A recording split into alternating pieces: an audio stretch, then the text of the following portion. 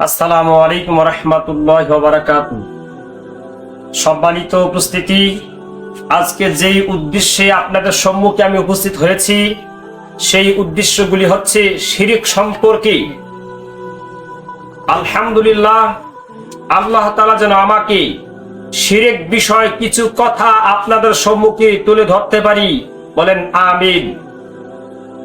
আজকে আমি দেখতে পারতেছি আমি যেই মহল্লায় থাকি তার আশেপাশে শিরিকের আড্ডাখানা। আল্লাহ তাআলা বলেন, হে আমার বান্দারা, তোমরা আমার ইবাদত করো এবং তোমরা আমি আল্লাহ ছাড়া অন্য কারো ইবাদত করবে না।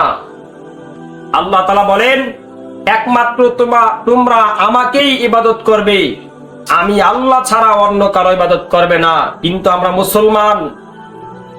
মুসলমান দুর্ভাগ্য, হতভাগা, নির্লজ্জ। মুসলমান কখনো শিরিকের কাজ করতে পারে না। আমি বাস্তব প্রমাণ পাইলাম।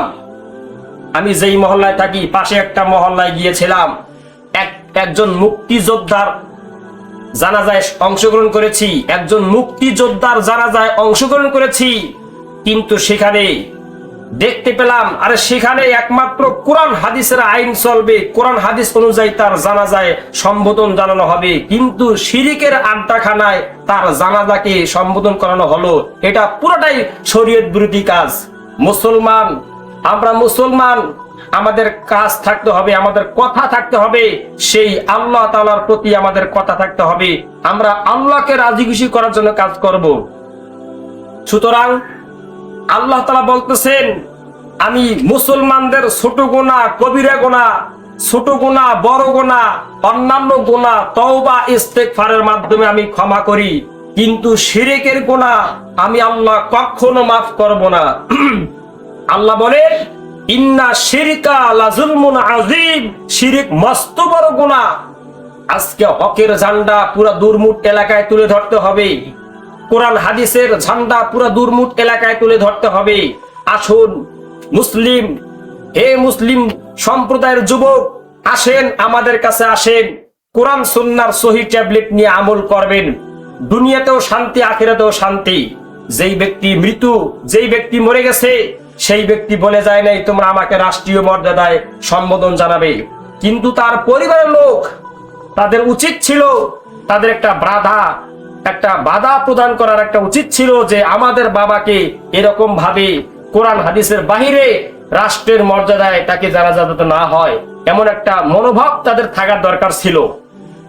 এরকম একটা মনোভাব তাদের থাকা দরকার ছিল। তাদের এই কথাটা চিন্তা করা উচিত ছিল যে আমরা কোরআন সুন্নাহ অনুযায়ী আমাদের বাবাকে আমরা জানাজার সম্বোধন জানাবো, কোরআন হাদিস অনুযায়ী আমাদের বাবাকে আমরা জানাজায় সম্বোধন জানাবো। কিন্তু পুরাটাই কোরআন হাদিসের বিপরীত। আল্লাহ আমাদের সবাইকে শিরিক থেকে হেফাজত করো। মুসলমান কখনো শিরিক করতে পারে না, মুসলমান কখনো শিরিক করবে না। আল্লাহ তাআলা আমাদের সবাইকে শিরিক মুক্ত ইবাদত করে কবরে যাওয়ার তৌফিক দান করুন, বলেন আমিন।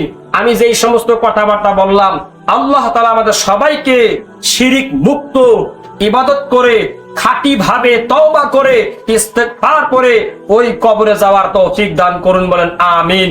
ওয়া আখিরু দাওয়ানা আনিল হামদুলিল্লাহি রাব্বিল আলামিন। আসসালামু আলাইকুম ওয়া রাহমাতুল্লাহি ওয়া বারাকাতুহু।